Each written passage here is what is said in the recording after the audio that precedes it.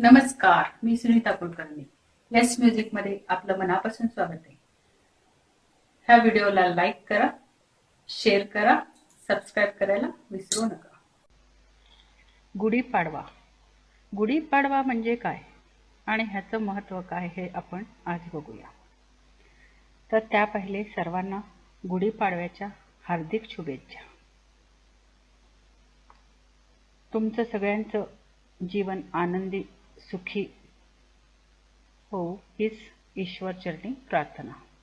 वर्ष सुखात जावो तुमचा. प्रत्येक सण आपल्या जीवनात आनंद उत्साह घेऊन येतो.